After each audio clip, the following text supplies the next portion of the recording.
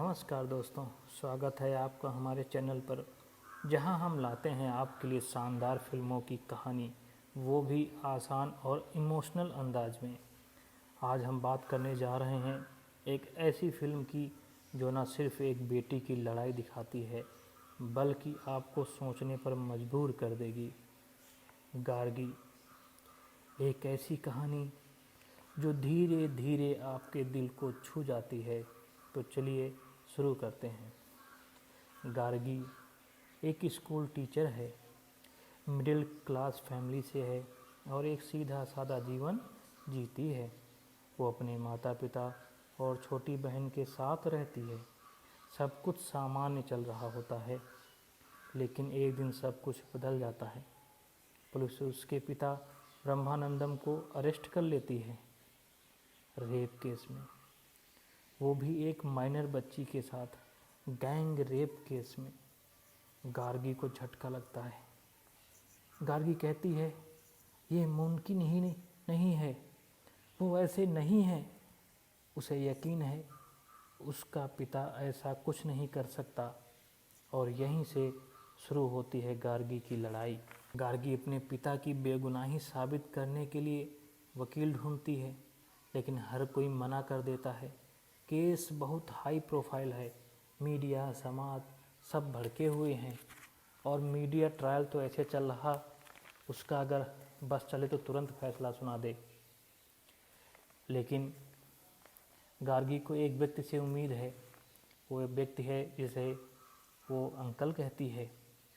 गार्गी अपने अंकल को फ़ोन करती है और उसके पिता का केस लेने के लिए कहती है, लेकिन यह कोर्ट से कम मीडिया ट्रायल से ज़्यादा प्रभावित है।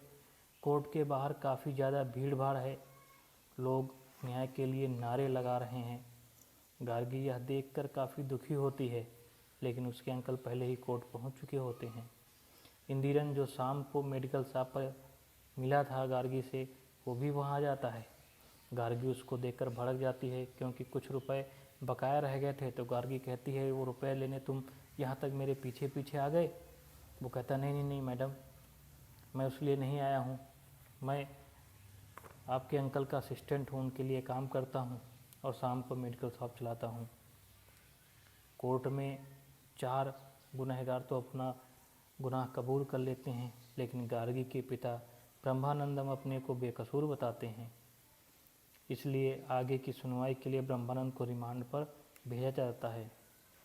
उसी भीड़ भाड़ में जहाँ सारे लोग नारे लगा रहे हैं कि अपराधी को सजा दो, मौत दो, एक व्यक्ति चाकू निकालकर ब्रह्मानंद की हत्या करने का प्रयास करता है, लेकिन पुलिस उसको बचा लेती है। अब वकील साहब का ऑफिस दिखाया जाता है, जहाँ केस के बारे में बातचीत हो रही है। तभी एक फ़ोन आ जाता है। वकील साहब बात करने के बाद केस लड़ने से मना कर देते हैं। कहते हैं कि बार काउंसिल ने नोटिस जारी किया है कि इस केस को कोई नहीं लड़ेगा, ये बहुत हाई प्रोफाइल केस है, एक बच्ची की रेप का सवाल है। बार काउंसिल का सदस्य होने के नाते मैं काउंसिल के खिलाफ जाकर अपना करियर बर्बाद नहीं कर सकता हूँ। काफ़ी रिक्वेस्ट करती है, कहती है, अंकल जी, मेरे पिताजी आपके लिए हर काम करते हैं, आपकी बच्ची को रोज़ स्कूल ले जाते हैं, लाते हैं, आप जो कहते हैं वो करते हैं, कृपया इसी कारण मेरी मदद कर दीजिए।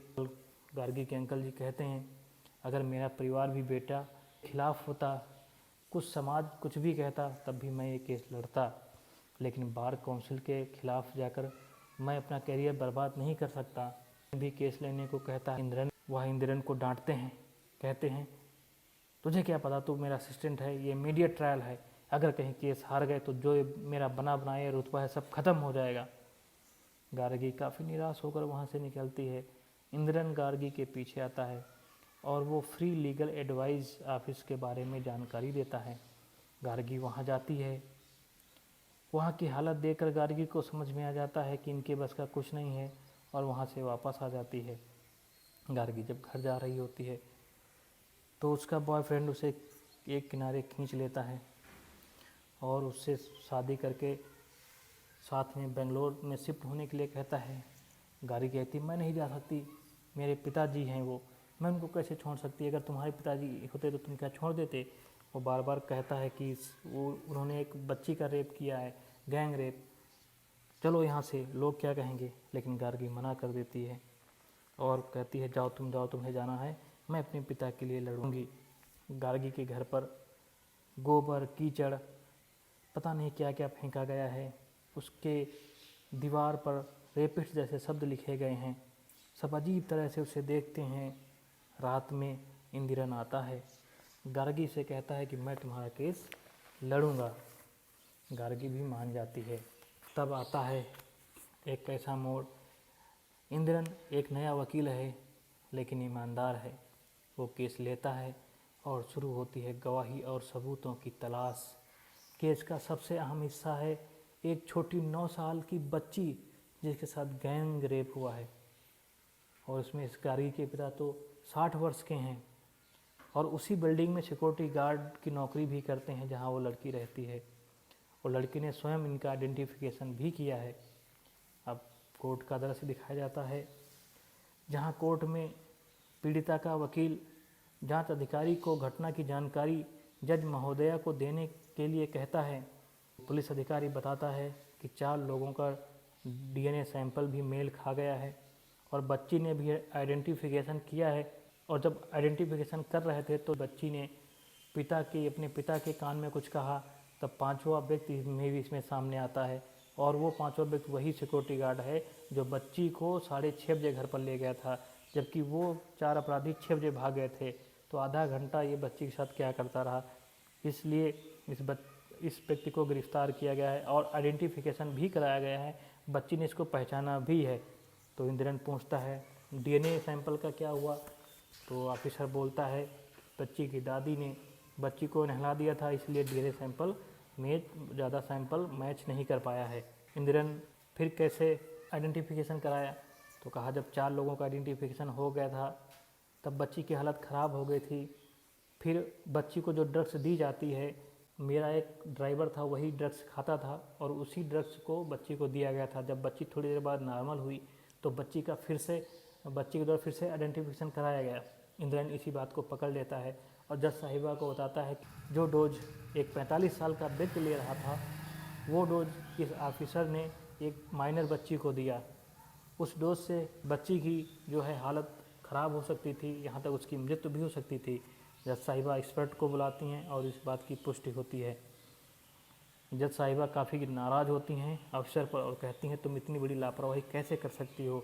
जज साहिबा 1 सप्ताह का मौका देती हैं और कहती हैं आइडेंटिफिकेशन परेड पुनः फिर से होगी। साथ ही अधिकारी को डांटती हैं कि गार्गी को उसके पिता से मिलने के लिए परमिशन दी जाए।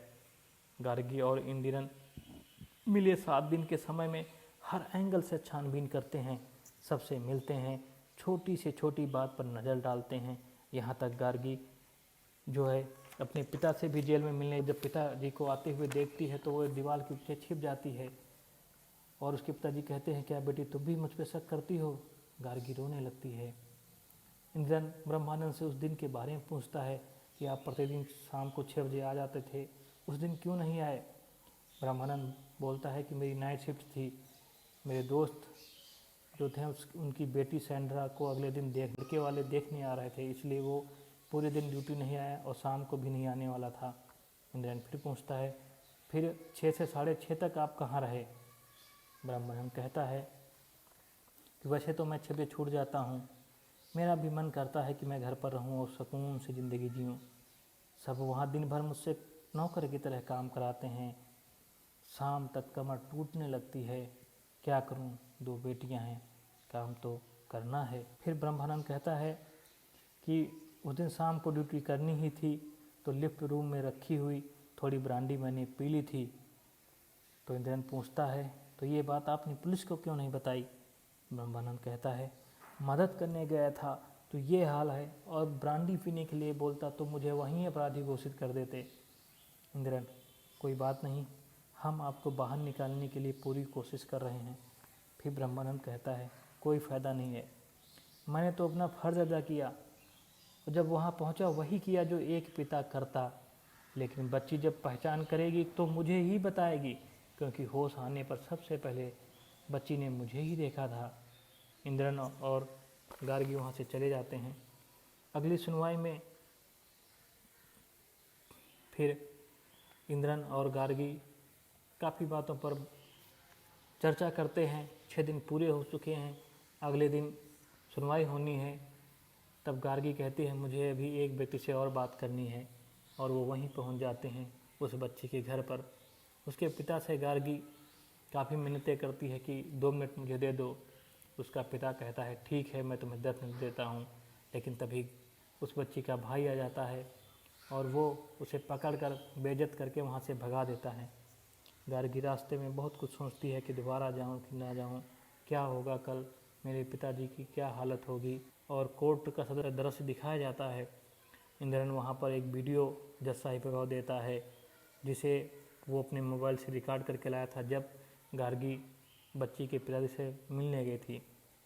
उस वीडियो में बच्ची के पिता को दिखाया जाता है। वो कहते हैं कि मेरी बच्ची बहुत समझदार थी, लेकिन इस हादसे के बाद उसे अपना डेली रूटीन भी नहीं याद रहता है। अपराधियों को पहचानने में उसे काफ़ी दिक्कत हो रही थी, लेकिन मैंने उसको सब सिखाया कि कैसे पहचान करनी है। अब मैं कल ये भी देखूंगा कि तुम्हारे पिताजी को मेरी बच्ची पहचानेगी, फिर मैं उसे बताऊंगा। ये वीडियो देखकर जज साहिबा जब आइडेंटिफिकेशन परेड होती है तो पिताजी को बच्ची के पास आने की अनुमति नहीं देती हैं। बच्ची इतनी डरी होती है कि वह पहचान करने में असमर्थ रहती है। उसे वही दृश्य याद आने लगता है, वो बहुत तेज़ चीखती है। तब उसका पिता उसे अपने पास बुला लेता है और रोते हुए उसको अपने कंधे पर रखकर घर ले जाता है। बच्ची आइडेंटिफिकेशन नहीं कर पाती है, इसलिए इंद्रन ब्रह्मानंद की कंडीशनल बेल ले लेता है और जज साहिबा दे भी देती हैं बेल, और कहती हैं बच्चे की जब तक हालत में सुधार नहीं होता तब तक अगली आइडेंटिफिकेशन परेड नहीं रखी जाएगी। गार्गी अपने पिता संग घर जाती है। एक जीत की किरण के साथ वह घर लौट रही है। पिता के कंधे पर अपना सर रख के सुकून से बैठी है। घर पर पहुंचती है, उसकी माँ आरती उतार रही होती है भगवान की। तभी इंद्रन और गार्गी घर के बाहर निकलते तो देखते हैं कि वहाँ पर उस बच्ची का पिता बैठा हुआ है और वो ब्रह्मानंद की हत्या करने के इरादे से आया हुआ है। सब डर सहम जाते हैं, लेकिन तभी अक्षरा जो ब्रह्मानंद की छोटी बेटी है वो आती है। उसकी उम्र उसकी बेटी के उम्र की ही थी। उसको देखकर वह बिलख बिलख के रोता है और अपना इरादा बदल देता है। रात में सैंड्रा के पिता आते हैं, जो ब्रह्मानंद के साथ बैठ के साथ में पीते हैं। जब ब्रह्मानंद सो जाता है तो वह गार्गी को अपनी बेटी के घर से भाग जाने के विषय में बताता है और बताता है मैंने उसको बहुत पीटा, बहुत मारा, काफ़ी पी ली थी। गार्गी कहती है ठीक है बेटी आपकी भाग गई, लेकिन उसे मारे क्यों आप? उसको बैठ के समझाते। तो वो कहते हैं यही बात ब्रह्मानंद ने भी मुझसे कही, और जब मैं उनके पास गया तो वहीं रात में सो गया। अब गार्गी चौंक जाती है, क्योंकि इन्होंने पहले ये बताया था कि ये पूरे दिन उस दिन घर से ही नहीं निकले, और यही गार्गी के पिताजी ने बताया था। तो गार्गी खड़ी हो जाती है और उनसे पूछती है सच्चाई बताओ, आपने झूठ क्यों बोला? सैंड्रा के पिता उस दिन के बारे में बताते हैं कि मैं बहुत नशे में था। जब सीढ़ियों से ऊपर जा रहा था तो बच्ची को सबसे पहले मैंने ही देखा था। मेरे तो हाथ पैर फूल गए। मैंने तुरंत ब्रह्मानंद को बताया। उसने कहा तुम नशे में हो, पुलिस तुम्हें पकड़ लेगी, तुम लिफ्ट रूप में सो जाओ, और कोई पूछे तो ये बताना कि मेरी बेटी को देख लड़के वाले आए थे देखने, इसलिए मैं उस दिन घर से आया ही नहीं, और मैं सब कुछ संभाल लूँगा। ये कहकर वो चले गए। फिर पुलिस स्टेशन का सीन दिखाया जाता है, जहाँ जमानत के लिए साइन करते समय गार्गी पिताजी से उस दिन के बारे में पूछती है कि आप 6 से 6:30 के बीच कहाँ थे। उनके जवाब ना देने पर गार्गी स्वयं बच्ची को लाती है, क्योंकि सैंड्रा के पिता से प्राप्त जानकारी के बाद गार्गी बच्ची के पास स्वयं जाकर आइडेंटिफिकेशन करवा चुकी थी, जिसमें बच्ची ने कहा था कि हाँ यही है, बार बार हमें क्यों परेशान करते हो, मुझे अच्छी से मालूम है यही था, हाँ यही था। गार्गी वहाँ फूट फूट कर रोती है। अब पुलिस स्टेशन में गार्गी बच्ची को लाती है और उसे कहती है बेटा तुम बिना डरे जवाब दो। बच्ची ब्रह्मानंद की पहचान करती है। वहाँ मौजूद जज साहिबा ब्रह्मानंद को अरेस्ट करने का आदेश देती हैं। गार्गी टूट जाती है। जिसे वह भगवान मानती थी, आज वही पिता एक अपराधी है। पिता पुत्री का रिश्ता खत्म करके गार्गी ने न्याय का रास्ता अपनाया है। वह चाहती तो अपने पिता को बचा सकती थी। जो मीडिया, लोग और दोस्त पहले ब्रह्मानंदम को दोषी के रूप में देख रहे थे, वो भी आज ब्रह्मानंदम को निर्दोष समझने लगे थे और पुलिस की जांच पर उंगली उठाने लगे थे। लेकिन गार्गी ने रिश्ते की परवाह किए बिना, और जमाना क्या कहेगा, उसे कैसे देखेगा, जब उसका पिता एक बलात्कारी साबित होगा। उसने सच का साथ दिया। जब सच्चाई तुम्हारे अपने के खिलाफ हो, तब ही पता चलता है कि तुम इंसाफ के साथ हो या सिर्फ रिश्तों के साथ। गार्गी ने साबित किया कि एक बेटी कमज़ोर हो सकती है, लेकिन अगर वो सही के लिए खड़ी हो जाए तो पूरी दुनिया से लड़ भी सकती है। इंसाफ तभी सच्चा होता है जब वो अपनों के लिए भी उतना ही कठोर हो जितना दूसरों के लिए। तो दोस्तों, ये कहानी थी। लास्ट में अक्षरा को दिखाया जाता है जिसके पहली बार मासिक धर्म आता है और उसको उत्सव के साथ मना रही होती है गार्गी। वहाँ पर वकील साहब भी आते हैं, इंदिरन भी आता है और वो भी बच्ची आती है जिसका गैंग रेप होता है। अब उसकी हालत में सुधार हो रहा है और वो पत्रकार से अक्षरा की बात कराती है गार्गी। जो पत्रकार ने सबसे पहले रिपोर्ट में उसके पिताजी के खिलाफ खबर छापी थी, अब वो गार्गी की दोस्त बन गई है।